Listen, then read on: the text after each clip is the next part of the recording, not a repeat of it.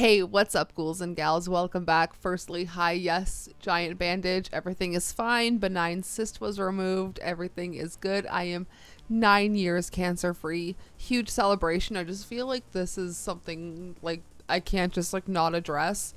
There's 4 stitches underneath here, so if you see stitches, that is all. Today we are kicking off our themed horror movie week this month, and we are talking high school horrors.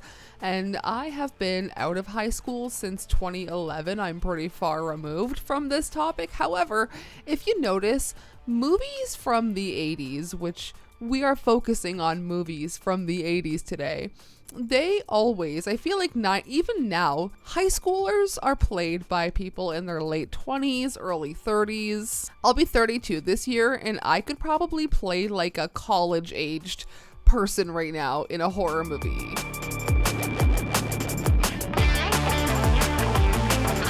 But it's September, it's back to school month. I thought this would be the perfect topic for this week. So today we are talking 5 high school horrors, and I feel like all of them kind of have the same setup, the same feel. And then our one movie review of the week will be Return to Horror High, so stay tuned for that. If you would like to see any more of me or support the channel any further, you can check out all of my links down below.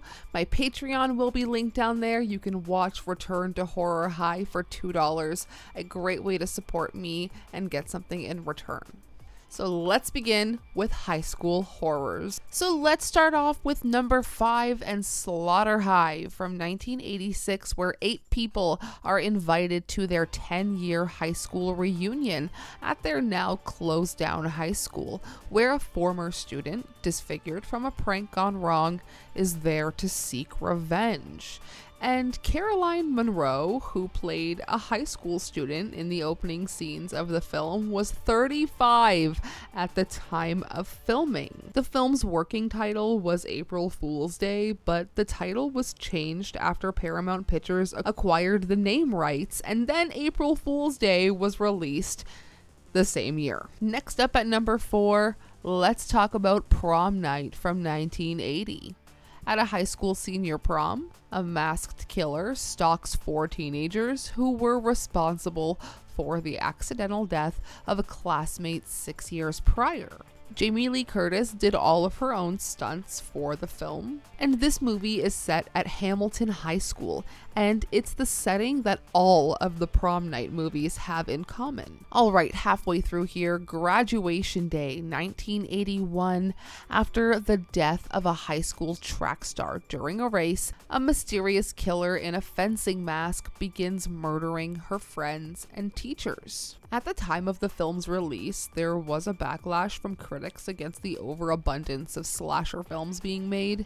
In a form of protest, many critics refused to review any horror movies in hopes the lack of print publicity would have a negative impact on the film's profits. As a result, Graduation Day did well upon its premiere in Los Angeles, but not on the East Coast, where it received no reviews from critics whatsoever. Okay, I know this next one is not necessarily set at a high school, but Fatal Games from 1983 is set at a sports academy, where athletes are getting systematically killed by a mysterious javelin thrower. And this film is often cited as being very similar to our previously mentioned Graduation Day due to a killer in a tracksuit killing teenage athletes with athletic equipment, nearly identical opening credit montages of athletic events, and the killer crossing out victims in a group photo. It's also similar because Linnea Quigley appears in both films as a body double for actresses who refused to go fully nude. And finally, at number 1, Cutting Class from 1989, a teenage girl befriends a suspected high school slasher. Now this stars a very early Brad Pitt, and him and Jill Sholin met on this film and eventually became engaged, even though they never got married. Now, do you see what I mean by all of these films kind of having the same vibe? I feel like the boom of high school horrors was really in the 80s, with all of them having the same kind of themes, setups, executions, quite literally. But I always think this is a really fun genre to return to and to visit. A movie set in high school always hits. A horror movie, specifically. So let me know your favorite horror movies set in a high school, not limited to the 80s. I would just like to know what's on your mind. What are you thinking about? My next video will be a review and breakdown of Return to Horror High, and then after that I have another very special movie review that we're going to get to. I'm very excited. So on that note, thanks for watching, thanks for being here, stay spooky, sayonara spooky fam.